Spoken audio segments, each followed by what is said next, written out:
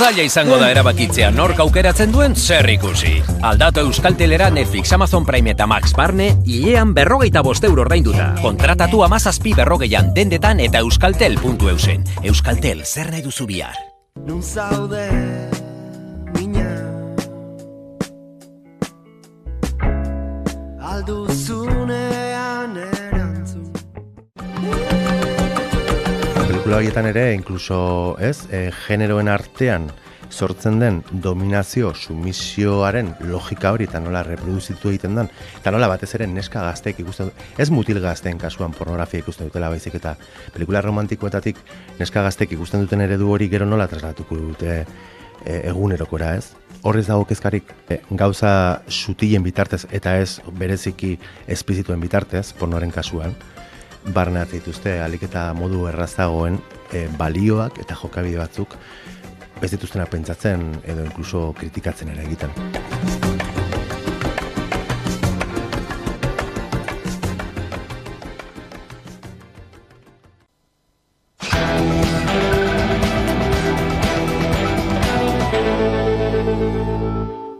Kamala Harris eta Donald Trump. Donald Trump eta Kamala Harris.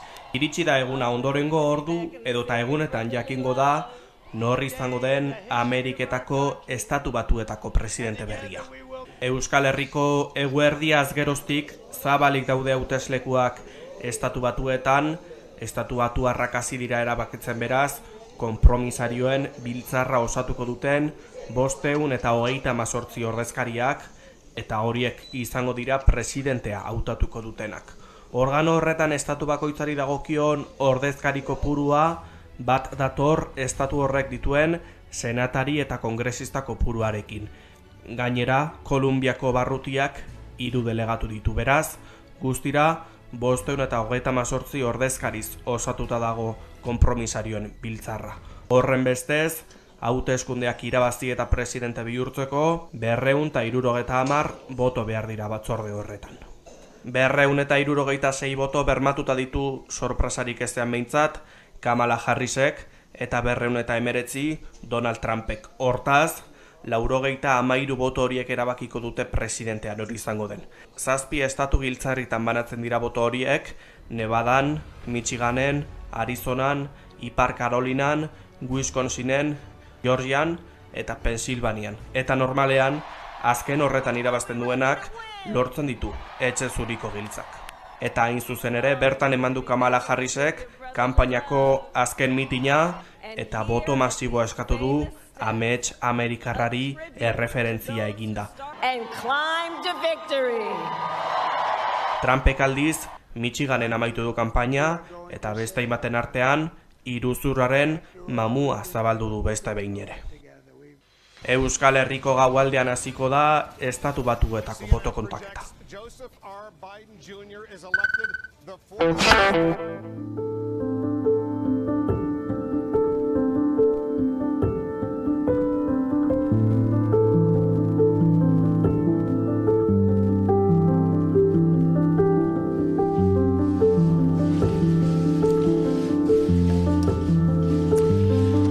Buenos días. Gracias a los medios de comunicación por la labor que estáis haciendo durante estas largas jornadas que nos está tocando a todos vivir en primera persona, sobre todo a los...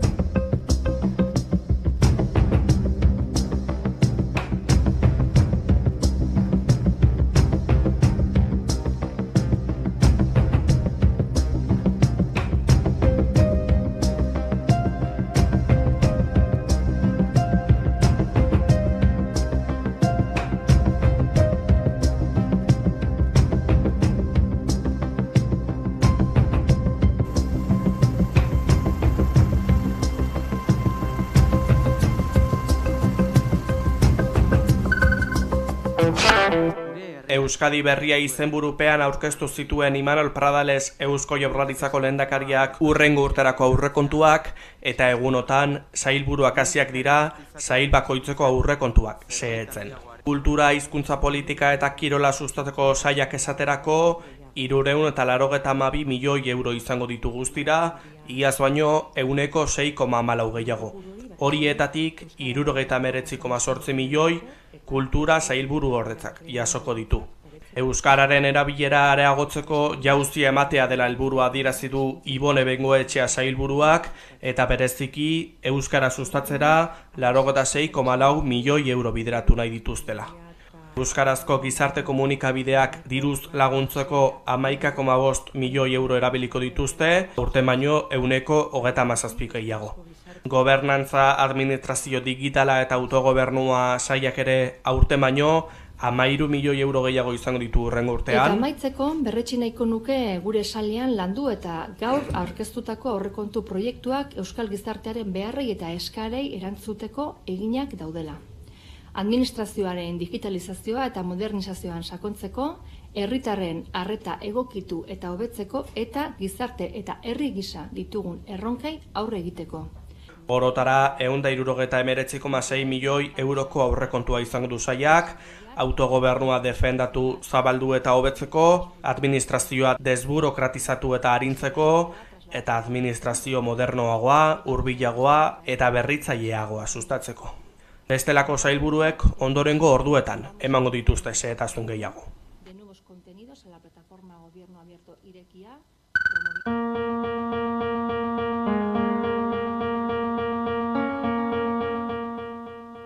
Aurrekontuak 3 helburu ditu. Lehenengoa, zerbitzu publikoak indartzea. Osasuna, hezkuntza, etxebizitza, segurtasuna, mugikortasuna, gizarte babesa edo justizia. Bigarren helburua, Euskadiren etorkizuna prestatzeko eraldaketetan inbertitzea. Zientzia, unibertsitateak, berrikuntza, industria, transizio energetikoa, lehen sektorea, enplegua edo talentua. Eta hirugarren helburua, gure komunitate sentimendua indartzea. Kultura, euskara, nortasuna edo autogobernua. Alegin handia egin dugu adostasunera iristeko, eta adostasun hori zabaldu egin nahi dugu. Hori baita abia puntua. Herriak zuen guztion ekarmenak behar ditu. Adostasuna zabaltzeko lana orain hasiko da. Aurrekontua elkarrizketara, negoziazioara eta akordiora irekita dago.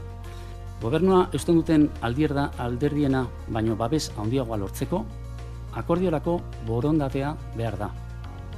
Gure aldetik badugu, guk badako. Bilboko udalak hiriaren historiako aurrekonturik handiena onartu du eta 719 milioi euro bideratuko dira Bilboren ongizaterako. Zein da geure lehentasuna? Zerbitzu publikoak mantentzea, kalitatezko zerbitzu publikoak. Horrezetarako gaude hemen, bilbotarrok behar dituzten zerbitzuak prestatzeko, emoteko. Hori horrela urtengoa baino 2,6 hazi da Bilboko aurrekontua, beste modu batera esan da 2024ko aurrekontuak baino 18 milioi euro gehiago izango ditu hurrengo urtekoak. Juan Maria Burto Bilboko alkateak adierazi du aurrekontua bat datorrela udalaren errealitate ekonomikoarekin eta diru sarrera gutxiagori ere aurre egin beharko diola udalak mutualisten kolektiboari funtsak itzultzearen eta Europako Next Generation funtsak murriztearen ondorioz. Ondorengo egunetan Bilboko udaleko zinegotziek emango dituzte euren sailetako proiektuen eta diru partiden berri. Lizarrako udaltzaingoak 27 pertsona deitu ditu deklaratzera jaietako lehen eguneko protestarekin lotuta jendetza batek San Pedro Elizatik atera ondoren udal batzak Bajadika del Puy famatua jaiste eragotzi zuenean. Desordena publikoa ikertzeko deitu dituzte. Lizarrako udalak aurten 28 urteren ostean txosnak debekatu zituen, jaiak hasi baino hilabete bat lehenago. UPNek autobus geltokian txosnak jartzeko debekoa jarri zuen eta Los Llanos Parkeko San Benitora leku aldatzea nahi zuen. Festa girok, txosnen antolatzaileek, ezezkoa eman zuten leku aldatzeari eta hortaz milaka lagun kaleratera ziren txosnen alde. Manifestazio jendetsu antolatu zuten udalaren hipokreziari ez txosnak aurrera lopean. Antolatzaile kritikatu zutenez, modu autoritarioan toki aldatu nahi zituzten txosnak, eta jaietako dinamika sozialetik urruntzeko eta isolatzeko helburuarekin egin zuela azpimarratu zuten ere. Hori ez ezik, emakumeentzat arriskutsua den lekua zen udalak ezarritakoa. Manifestazioaren ondoren, parte hartzaile ugari joan ziren Bajadika del Puira, eta ondorioz, udalbatzako kide batzuek udaletxera jeista erabaki zuten foru zaingoaren ibilgailuetan. Gainerako musika eta dantza taldeek kalean bildutako giza esia zeharkatu zuten, musika bandak Nabarreria udaletxerantz zeharkatu zuen bitartean. Bajadika del Puy ekimenean giroa berotu zen eta udalbatzaren hainbat kidek ezin zuten aurrera egin, ekimena bertan bera geratuz. Hortaz, momentuz, 27 lagun deitu dituzte deklaratzera desordena publikoagatik.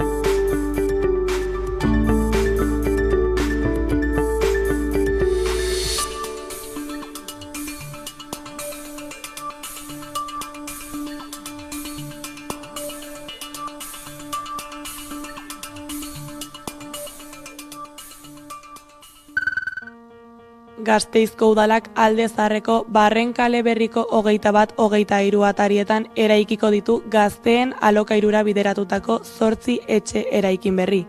Logela bakarreko zein 2 logeletako etxe bizitzak izango direla aurreratu du udalak. Teilatupe zein beheko solairu ez gain, 3 solairu izango dituzte. Halaber, biltegi komun zein garbiketa gela bat ere izango dute eta beheko solairua merkataritzara bideratuko da. Egungo Orube hutsean, etxe bizitza kolektibora bideratutako eraikin berria izango da.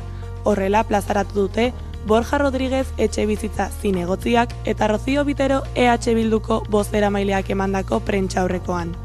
Proiektu hau EH Bilduk, PSEek eta EAJak lortutako aurrekontu akordioan adostutako 850.000 euroko aurrekontu sailari esker gauzatuko da.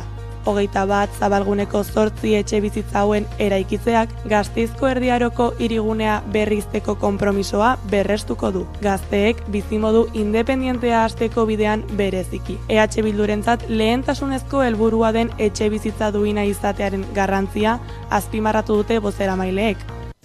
Esan bezala, etxe bizitza politikak lehentasuna dira EH Bildurentzat. Pertsona guztiei aitortu behar zaie etxe bizitza duin eta egokia izateko aukera, eta botere publikoei dagokigu eskura ditugun tresna guztiekin eskura hartzea eskubide hori gauzatu ahal izateko. Zentzu horretan, guretzat lehentasunezkoa da zailtasun handiak edo baliabide ekonomiko eskasak dituzten herritarrei etxe bizitza bermatzea.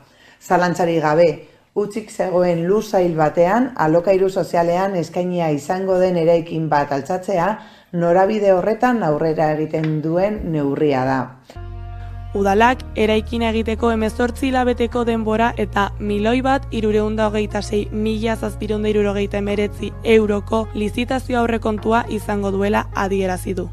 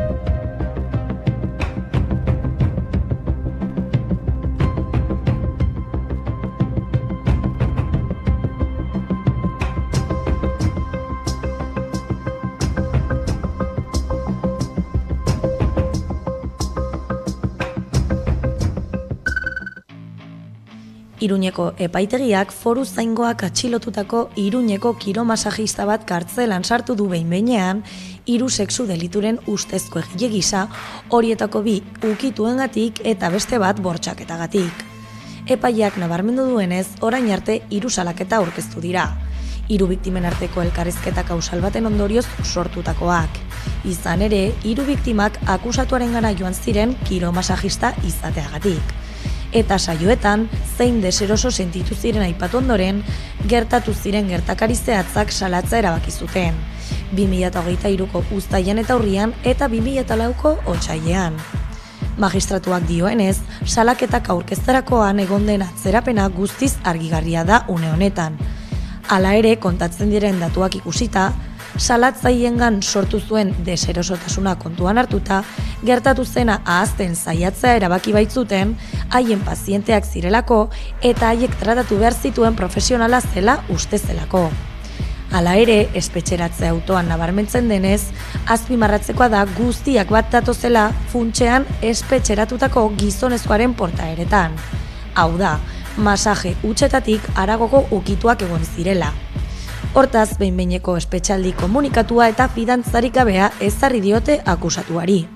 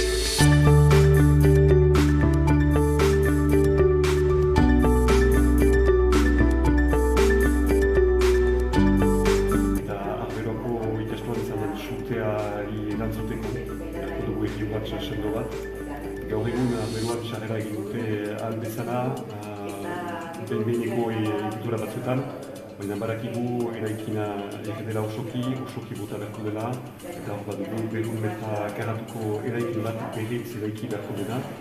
Hasi gurantzak parte bat bere gain hartuko du, baina parte handi bat gure gain geltuko da, eta hortan espero dugu ekin bat txerken laguntza hartu dela, eta ondoko sartzean, beruan estola sendo bat dukan dut. Gasteizko udalak merkataritza ahazitegia jarri du martxan.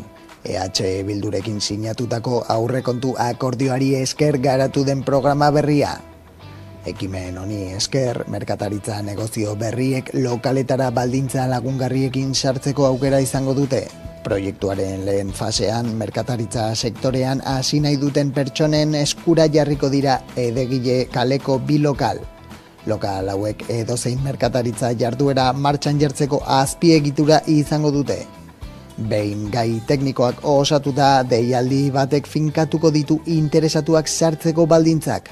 Udalak jakinarazi duenez, merkataritza hazitegiak Gasteizko merkataritza sustatzea izango du helburu, negozio berrien sarbidea erraztuz. Hazitegi hauen helburua Gasteizko merkataritza sarea berritzea da eta saltoki berrien irekiera bultzatzea izango da.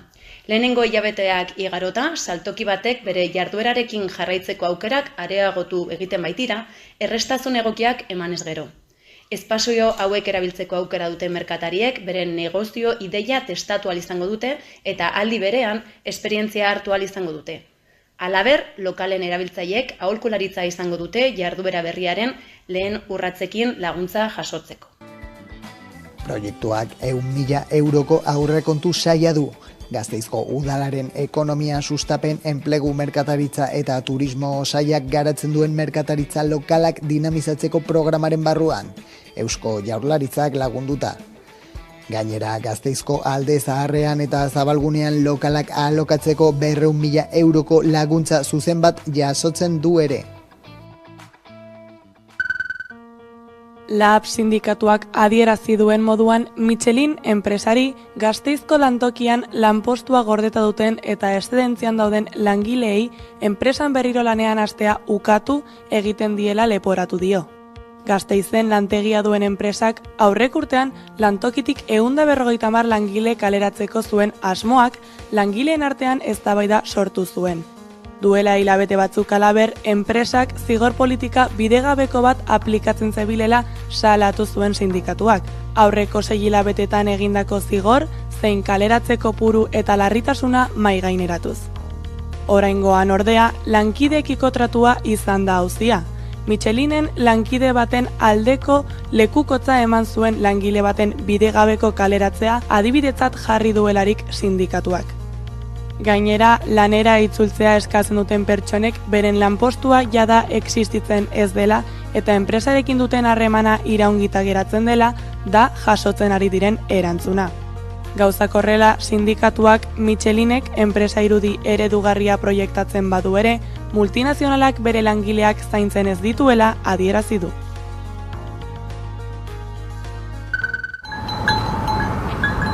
Arabako, Bizkaiko eta Gipuzkoako foru aldundiek eta Eusko Jaurlaritzak mingain urdina izeneko gaitza kontrolatzeko neurriak aktibatu dituzte Gipuzkoan kasu bat atzeman ondoren.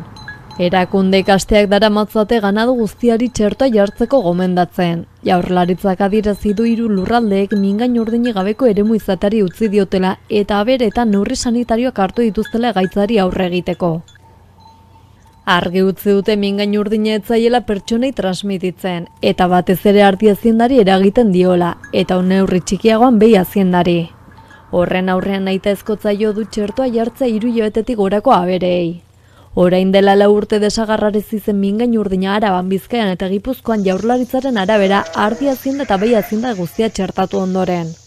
Badatuela 2 aste Gipuzkoako foru aldundiaren Fraisoroko laborategian mingain urdinaren kasu susmagarri bat atzeman zuten Oiartzungo ustiategi bateko ardi batean. Laginak algeteko referentziazko laborategi nazionalera bidali zituzten eta iragan astean egiaztatu dute mingain urdinaren birusaren 8. serotipoa dela. Gaitza agertu den ustiategian 85 ardi, 5 auntz eta 19 behi zeuden. Gaitza zuen ardiak gaitzarekin bateragarriak diren sintomak zituen, eta azkenean akabatu eginda. Gipuzkoako foru aldundiak ustiategiko gainerako aberen laginak hartu ditu eta guztiek negatibo eman dute mingain urdinaren PCR-ean.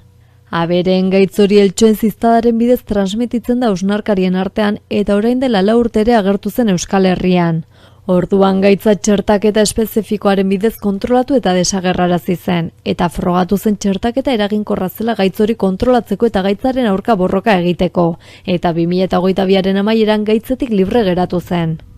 Joan den astean baina EAeko agintarieko hartarazi zuten gaitza agertzeko arrisku handia zegoela inguruko egoera epidemiologikoa zela eta beltzainei dei egin zieten aberen txertaketak areagotzeko gaitza agertza prebenitzeko eta edozein susmo izan ez gero ahalik eta azkarren jakinarazteko.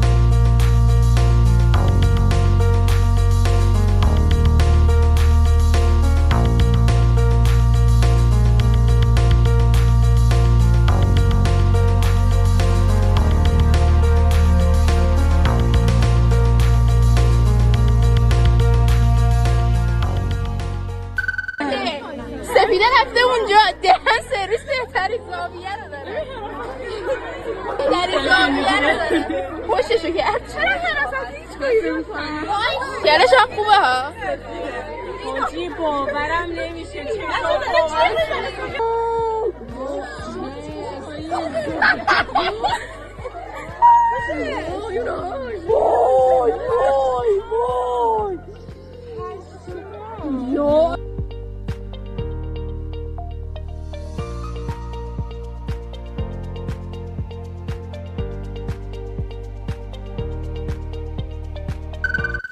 Marielle Franco politikariaren erailketagatik 78 eta 49 urteko kartzela zigorra ezarri die Brasilgo justizia auzitegiak Roni Lesa eta Elzio de Queiroz polizia ohiei.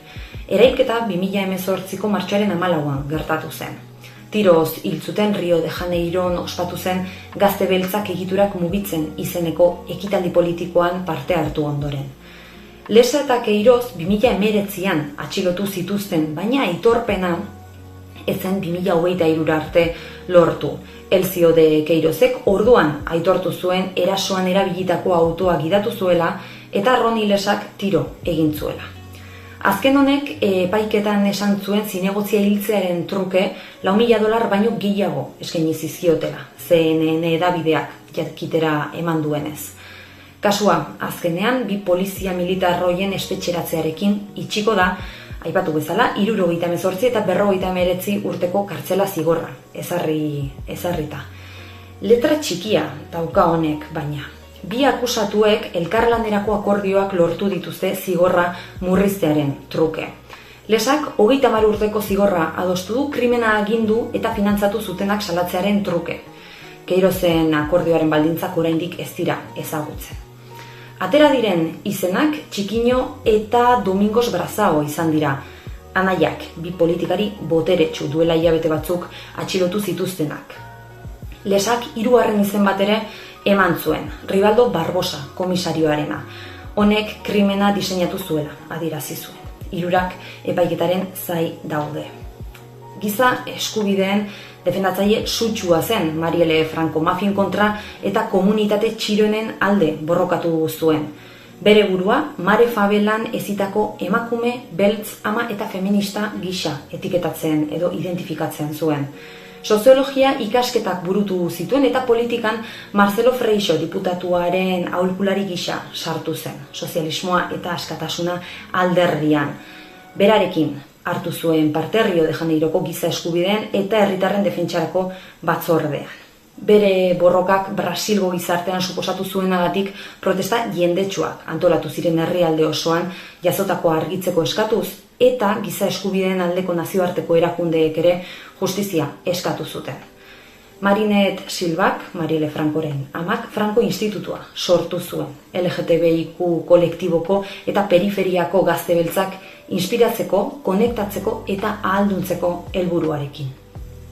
2 egunetan 2 kazetari erail dituzte Mexikon. Urriaren 29an Mauricio Cruz Solis kazetaria hil zuten Uruapanen, Michoacan estatuan. Hurrengo egunean, Patricia Ramirez, erreportari mexikarra, Patibunguri izenaz ezagunagoa, tiroz hil zuten Mexikoko Kolima hirian kazetarien babeserako batzordeak jakinarazi duenez. 2 kasuak oraindik argitzeke daude. Mauricio Cruz Solisek Uruapango alkatea elkarrizketatu zuen atentatua gertatu aurretik. Estatuko gobernadoreak erantzuleak aurkitzeko estatuko operatiboa aktibatu dela jakinarazi du. Ez beharra jakitera eman bezain laster Mexikoko edabideen aliantzak komunikatu bat atera zuen eta exigitzen du adierazpen eta informazio askatasunaren aurkako delitu hau ez dadila zigorrik gabe geratu. Hurrengo egunean, urriaren 30an, Patricia Ramirez kazetaria erail zuten. Ramirezek musika taldei buruz, ikuskizunei buruz ematen zuen berri tokiko hainbat edabideetan. Estatuko fiskaltza nagusiak hainbat hipotesi ditu eta horietako batek biktimaren ingurukoek narkotikoen merkataritzarekin izan dezaketen harremanean jartzen du fokua. Antza, fiskaltza nagusiaren hitzetan, orain arte bildutako datuekin erailketak ez luke zerikusirik izanen kazetari gisa betetzen duen lanarekin. Kazetarien babeserako batzordeak erailketa hauek gaitzetsi eta agintariei eskatu die ikerketa berehalakoa eta eraginkorra izan dadila. Iruñerriko Lehendakariz Muertos musikataldeak jakinarazi berri du bere gitarrista Iban Carmona taldetik aldenduko dutela, jakin berri dutelako indarkeria matxistarekin loturiko prozesu judizial batean sartuta dagoela. Sexu indarkeria egotzi diote eta honen berri eman dute taldeko kideek sare sozialen bidez publikatutako komunikatu batean. Oharrean azaldu dutenez, atzo jakin zuten Carmonaren kontrako akusazioa eta gaur hartu dute gitarrista kanporatzeko erabakia. Komunikatuan adierazi dutenez, prozesua amaitu arte eta gertatutako argitzen den arte ez da taldeko kidea izango. Hala, berretsi dute ez dutela inolako abusuzko jokabiderik onartuko, berdin taldeko kideren batena bada edo lantaldeko norbaitena. Lehendakariz Muerto taldea 2004an sortu zen arren, Iban Carmona 2022an batu zen taldera Jose Mirredinek utzitako lekua betetzeko. Punk jotzen du taldeak eta kritika sozialak egiten dute haien letrek, beti ere umorea erabiliz. Atortxu Rockeko neguko edizioan parte hartuko dute, beraz eta momentuz Iban Carmona gitarrista gabe.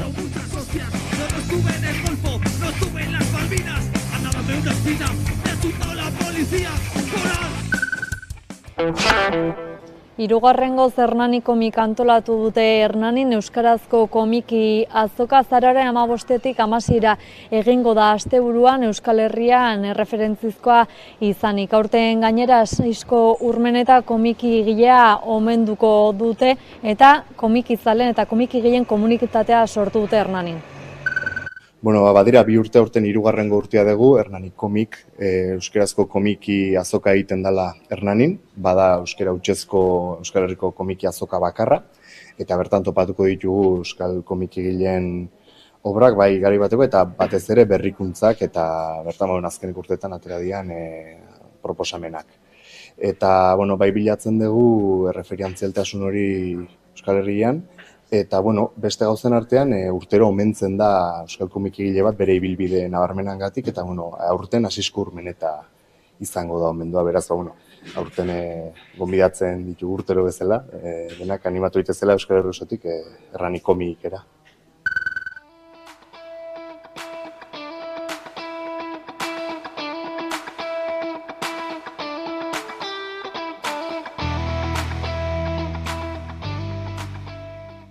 Gure interesa nagusia da mendiko patrimonio osoa elkartzea hemen, mendiko patrimonioa nolabait ere konserbatzea, eta hemen dagoen historia guztia hauei irtera eman.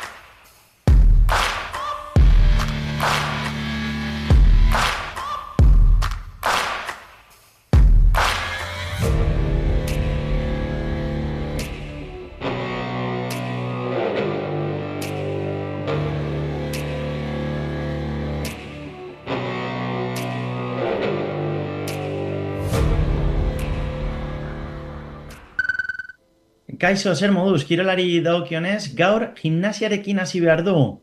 Izan ere, 8.500 zale baino gehiago gozatu zuten munduko gimnastika erritmikoko Isar konstelazioarekin Barakaldon. Bilbao Exhibition Center hain zuzen ere, ospatu den 18. Euskal Gym nazioarteko galan pasaden larun batean. 2024ko Parisko Olinpiar Jokoetako podium olimpiko osoa egon zen. Alemaniako Darja Bartholomev, Bulgariako Boriana Kalein eta Italiako Sofia Raffaeli urrea, zilarra eta brontxea Parisen ikus-entzuleak unkitu zituzten. Olimpiara domina irabazleen gain beste figura batzuk ere aritu ziren Bizkaiko tapizean, hala nola Alemaniako Margarita Kolosov, Esloveniako Ekaterina Bedeneva edo Italiako Milena Baldassarri diploma olimpikoa lortu zutenak jokoetan. Estiliana Nikolova, Helene Kerbanov, Espainiako senior taldea eta Eneko Lanbea ere munduko mailako erreferentziazko ekitaldi honetan izan ziren. Gainera, beste aldetik, saskibaloiari buruz ere hitz egin behar dugu. Emakumezkoen Endesa Ligako 5. jardunaldian Ardoik goi mailan lehen garaipena erdietsi zuen, etxean, Zeltari 81 eta 72 nagusituta. Partida osoan zehar aurretik joan zen talde nafarra, eta 47 eta 40 emaitzarekin joan ziren atsedenera. Azken laurdenean gauzak estutu egin ziren, baina Ardoik aldeari eutsi ahal izan zion. Kutxaban Araskik berriz ezin izan zuen irabazi, lehen laurdenetik Osono Jairisek izan baizuen aginte makila. Bigarren laurdenean ere gidoi bera izan zuen partidak. Atsedenera, 28 eta 36 heldu ziren. Hirugarren laurdenean indarrak aitu zaizkie eta azkenekoen markagailuko aldea jada handiegia izan da. Porrota honekin talde gasteiztarrak sailkapenaren azken postuan jarraitzen du garaipen bakarrekin. Lointek Gernika Bizkaiak ere porrota jaso zuen Kadin Laseuren aurka, 75 eta 72. Gernikarrek azken unera arte borrokatu zuten, baina sorterik gabe eta jaurtiketetan asmatu gabe oso zaila izan zen etxetik urrun irabaztea ligan. Orain, 2 asteko geldialdia izango dute azaroaren 14 arte. Ferrolen aurka izango da urrengo partida, Malosten. Valentziak eta IDK Euskotrenek elkarren aurka jokatu behar zuten partida berriz atxeratu eginda Goialdeko borraskak Valentziako erkidegoan eragin duen egoeraren ondorioz. Azkenik, eskubaloiari buruz ere hitz egin behar dugu. Polonian konpromiso erabakigarriaren bezperetan Super Amara bera konfiantza erregaia kargatu zuen.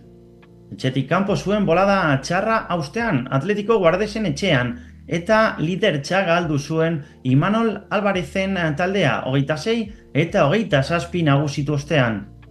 Oso berdinduta eta boladaz bolada joan zen partida. Donostiarrek jakin zuten talde Galiziarren azken erreakzioari eusten. Gipuzkoarrek 45. minutuan 17 eta 23 gehiengo handiena lortu ostean etorri baitzen. Imanol Alvarezenek jakin zuten etxeko taldearen baloi galtzeak baliatzen alde handitzeko, baina azkenean sufritu egin zuten garaipen garrantzitsu bat lortzeko. Pistara beti gogorra den garaipen sufritua. Asteartean Zumaian 7:30 motivemarket.com Gijon etorriko da. Oraindik punturik gabe dagoena, baina kontzentratuta egotea komeni da, ez Lublinera joan aurretik pentsatzen hastea. Bestalde, beti onak eta Zuazok ez zuten garaipenerako aukerarik izan. Etxean jokatuta ere, Costa del Sol Málaga, 27 eta 30, eta Rocasa Gran Canaria, 18 eta 27 talde aurka urren zurren.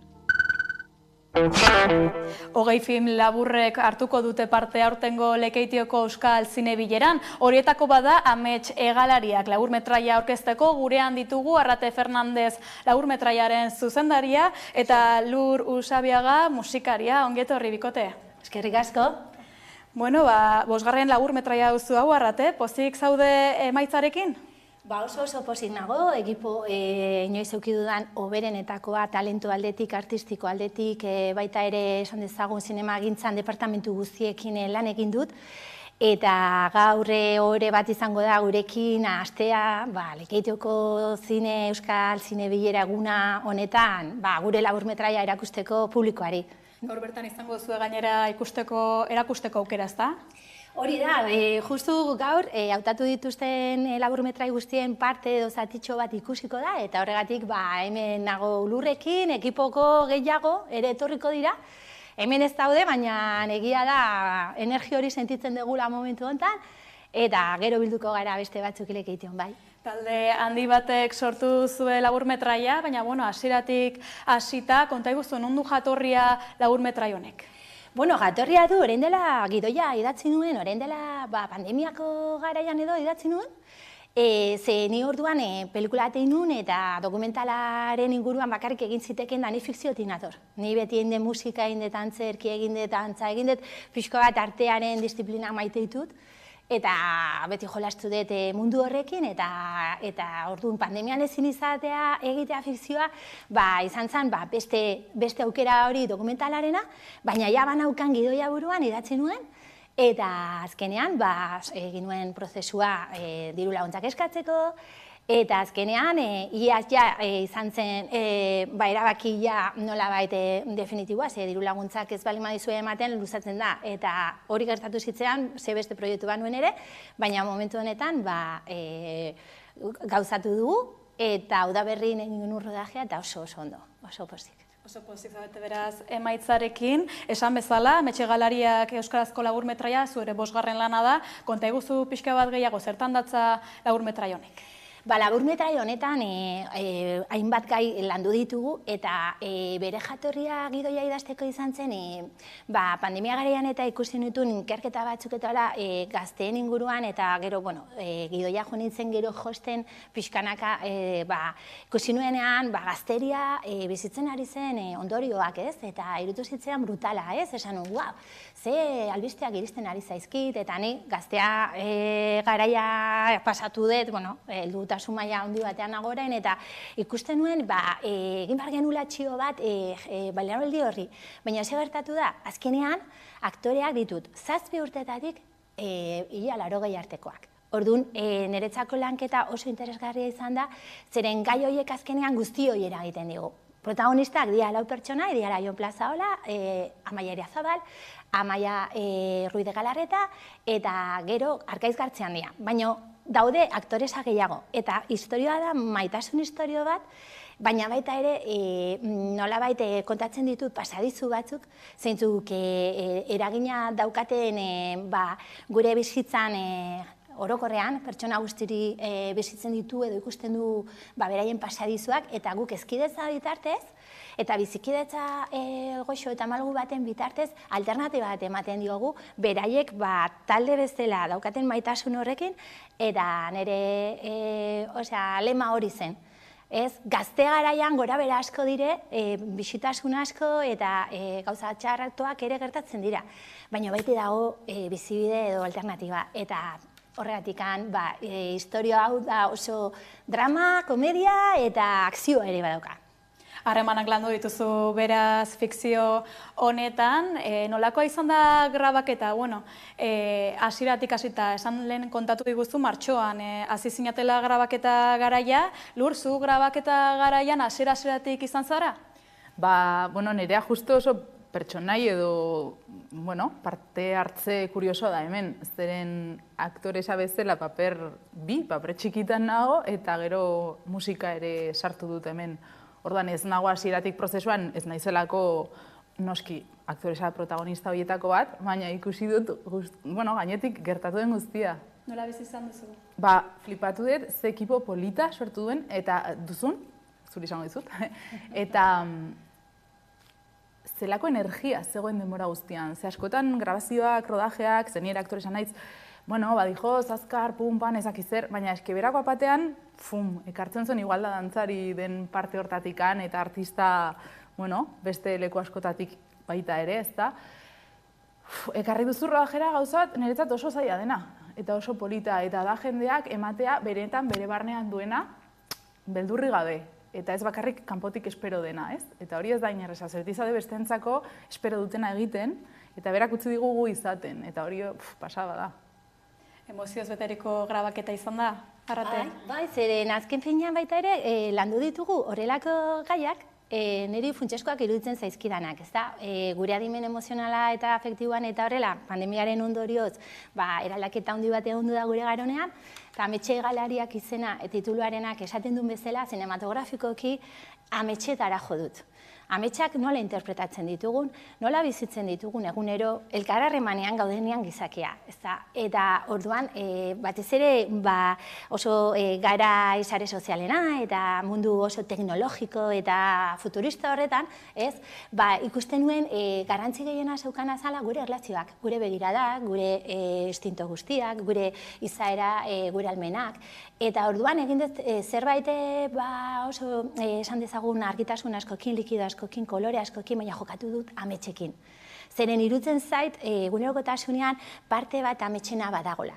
Ez dira bakarrik amesten ditugun gaueko ametsak, baizik eta hor egin dut ikerketa bat eta aldi berean niretzako ametsa bat izan da horrelako ekipo bat izatea, horrelako talentudun euskal pertsonekin lana egin dut, bai musikalariak, bai aktoresak, dantzariak, edo jendea multidisciplinarra dana, eta usten dut gure gizartean ez dela baloratzen beharko litzatekin bezala. Orduan nik ere rodaje desberdinetatik nator eta ni zuzendaritzan hasi nintzen 2003an, naiz eta nila aurretik iten nuen antzerkia iten, baina erabaki hartu nuen orduan, eta telebistan bekaria izan naiz, telebistan egin dut beste saio batzuk, eta izan dut nire ibilbidea, eta hortikan esperintzi guzti horrek lagundu dit oraingo honetan olako talde bati beste erabatea lan egiteko. Eta aldi berean esango nuke daukagula errobi horretan pertsona haunitz lana egin dezaketena beste sinergia eta beste modu batean lan egiteko. Eta oroar lan merkatu osoan ere bai. Orduan, guk adibidez Lurri komentatu duen bezala. Ze garrantzitsua da pertsonaren abileziak, gaitasunak eta guztiari paso ematea.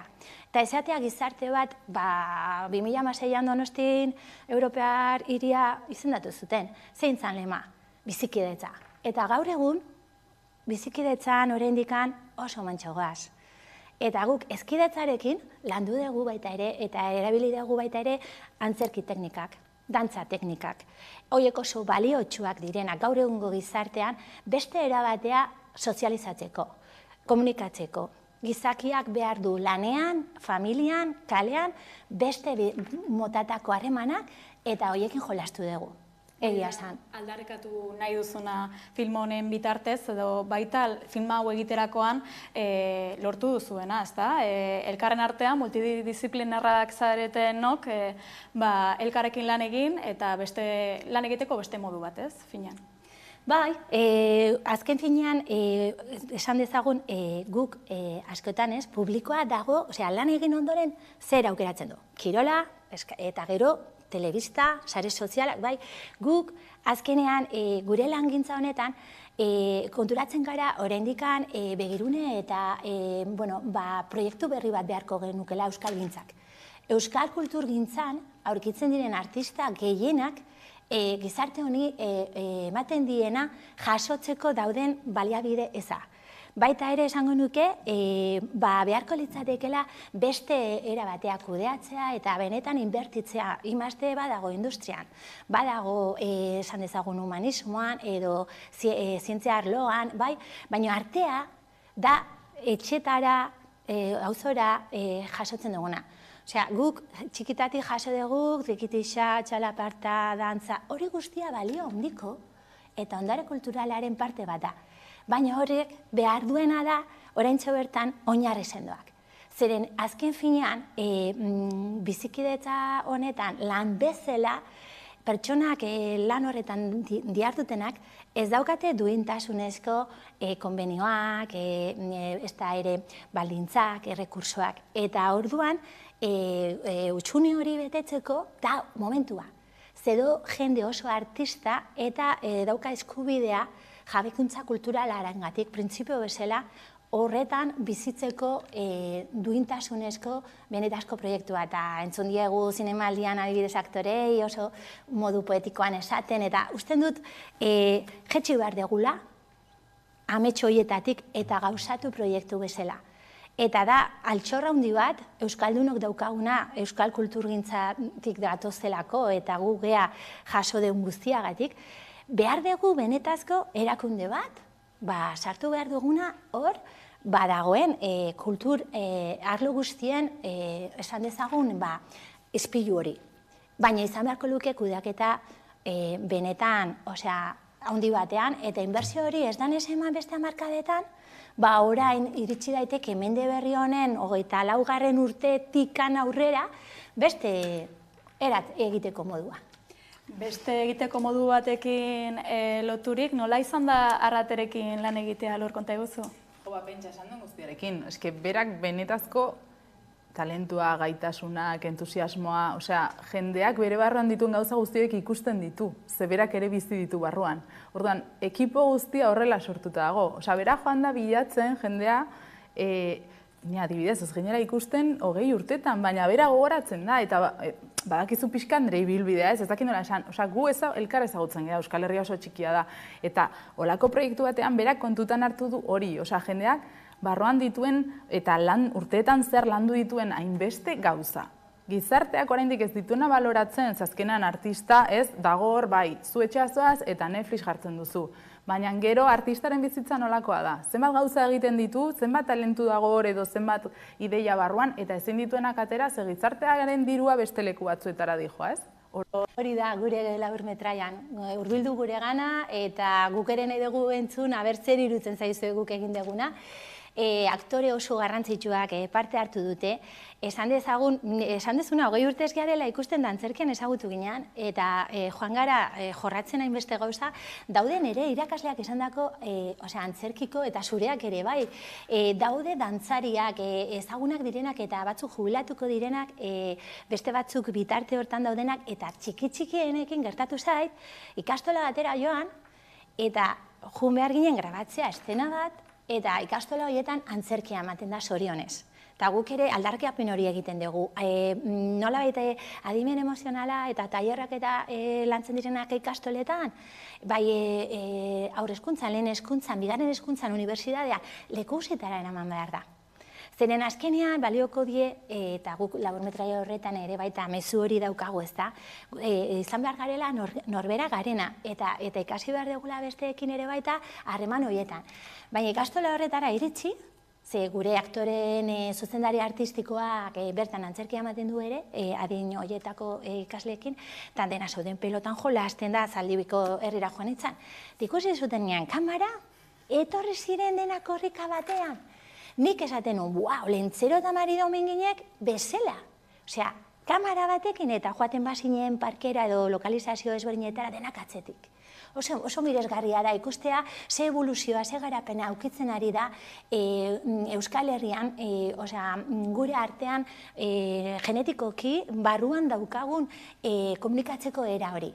Bai, hasten da oso txikitatik, eta ze garrantzitsua da, heldutasunean gauden guztiok, bat egitea, beak esaten du bezala, zubiak egiten, energia hori lortzen. Eta gure Laburmetrai honetan, aintzakotzat hartu dugu arte disiplina guztiak, omenaldi bat egin nahi diogu, musikari, dantzari, moda desfile bat daukagu, titituz berda emakume bat egiten dula moda jasangarria orain dela 20 urtetik, baita ere guretzat ingurumena oso garrantzitsua da filma honetan, lokalizazioak eta guztiak ere baita oso leku berezietan egin ditugu, eta gauza asko daude. Nik azten naiz zerrenda luzea da. Hori hoberena ikustea. Ikustekoa dela beraz, ez da Lur, zuk ere zer esango zanieke herritarrei? Hain minutu gutxitan, hainbeste gauza kontatzen dira, ikusi beharreko korto bat, bai. Baina eski gehiago ezin dugu esan, zen ikuste esan dugun guztiarekin, ez? Esan nahi dut, Laburmetraiari buruz gehiago zer esango dugu. Garaia ere, publikoa pixkat muitza ipurdia eta ere, ez? Laburmetraiaren teaserra baduzue webgunean edo interneten behintzat, eta gaur baduzu aukera ikusleok ikusteko. Aurrerago ere Euskal Herritik zabaltzeko asmoa duzue? Bai, hau da, lehenengo txinparta esan dezagun. Gu hasi ginen ja udaran gure artean ekipoan biltzen etorrela, eta guretzako Lekitioko zineman izango da txinparta piztuko dana, nahi duguna beste lekutara ja egin dizkigute zenbait txio. Hainbat lekutan, aktorekin jutean nahi dute batzutan, beste batzutan musika taldeekin ere baita, ze Perlak musika taldeare baita dago, banda sonora Olimpia taldearen are baita, nik goraipatuko nuke eta kontutan hartuko nuke, eta eskerrak emango nituzke zenbat jende parte hartu duen, aipatu bezala oso sail ezberdinetakoak, baina nik usten dut gehiago egin dezakegula eta zeren eta konturatzen bazarete konsumoa igo eginda, baina ez da berdin baloratzen esan dugun lana, eta orduan horrek esan nahi duna da behar degula orekatu eta behar ditugula benetazko talde gehiago ekipoak egiteko konsolidazio handi bat guztion onerako dalako eta talentua ez galtzeko. Eta jendea ez joan izateko kanpora, dantzari nahi duelako izan, eskultore edo, eta usten dut, eta eramagula markada asko hori entzuten eta hori gertatzeo utxagatik, hemendikan egingo genuken aukera eman, guazen sinergiak egitean, guazen guztion artean, hori buelta ematea eta inbertsio benetazkoak izan dezagula ikusi nahi duenarentzat eta egiten duenarentzako. Euskarazko kulturgintzaren aldarrikapena jasota eta baita Amets Hegalariak laburmetraia aurkeztuta, trailerrera egingo dugu salto, mila esker bikote. Eskerrik asko.